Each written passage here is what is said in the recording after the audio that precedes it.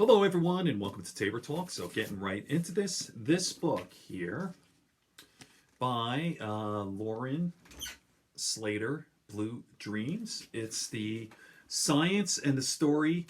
Let me try to do this better. Hold it like this: the science and the story of the drugs that changed our minds. I bought this last year, and I started it, put it down, and then I picked it up again. I'm on page 130. And I got to tell you, beautifully written, incredible. So she has written, let me look at her bio here. Lauren, excuse me. There she is. She's heavy set. She talks about it in the book. She herself suffers from depression. She's bipolar. And she has a lot of problems as a result of taking all these medications. Antipsychotic, SSRIs, the whole thing. All these antidepressants. So she's overweight, she has kidney problems, and she's got a lot of health issues. But man, can this woman write. Let me just read a little bit of her bio here. Some of her previous books: Welcome to My Country, Prozac Diary, and Opening Skinner's Box, finalist for the LA Times. She has Science Journalism Fellowship at MIT, Best American Essay. She's incredible. So what I want to talk about, first of all, get this book. You learn so much. I'm only 130 pages in or whatever, but she goes through the whole history of these psychotropic drugs, how to treat mental illness, all this stuff. It's incredible. It's sad. There's so much information, stuff you would never know. Like lithium is salt. Like most of the drugs we have were serendipitous by accident, right? So anyway, Lauren. Okay, so what I really wanted to talk about is Lauren describes some of her episodes. She's been in and out of psychiatric wards her whole life as a young person, 13 years old. Now, yeah, for sure she was in this manic stage, but don't thwart that stuff, that creativity. Like I would say to her, Lauren, listen, it sounds crazy that I would have a conversation with her, but listen, you're smarter than 99.99% of the people out there. And yeah, or sometimes you get a little wacky.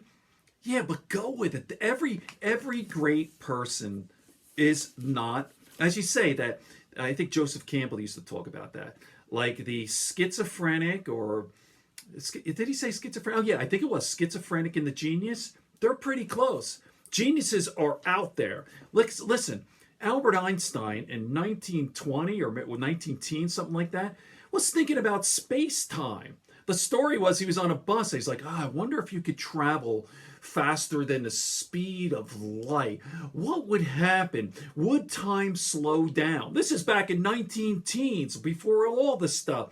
You would think, dude, you're fucking insane, right? So this genius, listen, when you're manic and you're fucking, maybe if you're running around the neighborhood naked and singing, I don't know, singing Frank Sinatra, and I get that, but for Lauren, I don't know. I just feel I'm a little uncomfortable when I hear psychiatrists who say, what is normal?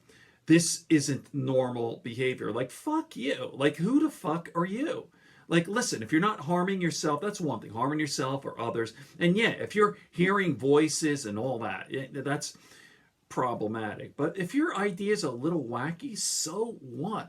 This woman can write. I mean, okay. So let me finish up with a part 3. I just got to pause for 1 second. Be back 1 second. No commercials. Just to conclude, like this whole idea of what is normal. Now, I'll tell you a little bit about my history. I used to have anxiety, or actually panic attacks, more extreme. I got them in high school. I've done several videos on this if you're interested about my mental issues. I'm okay today. I don't have any of this stuff, thank God, knock on wood. But high school, I had all this anxiety and panic attacks. I couldn't go to places. If you know what a panic attack is, it's awful. So for years and years and years, I was on all this shit. I was on, well, the benzos. Don't go that route. The Xanax and the Librium and the Ativan and the Klonopin, the benzodiazepines, no good. Stay away from them. I'll be doing more videos on the benzodiazepines. I also tried the SSRIs, all the Prozac shit, and Effexor and all that shit. I'm on nothing now. Zero. And I've never felt better. I have no anxiety, no depression, none of that shit. So listen, if you're schizophrenic, you have a serious disease, I understand. But man, I'm telling you, the point is, I think these drugs cause more harm than good. All right? SSRIs for sure if you need it, even a benzo if you need it. But man, if you can, diet, exercise, and information. Read. Okay. I mean, I'm living proof. I have zero anxiety. I don't have a panic disorder anymore. I don't suffer from depression. I got other issues. I got some health issues. Life is not perfect. We all have our crosses to bear, but man, I'm doing a lot better, and I don't take any of that shit. Okay, good friends, good books, and a sleepy conscience. Peace, love, and understanding here on Tabor Talk.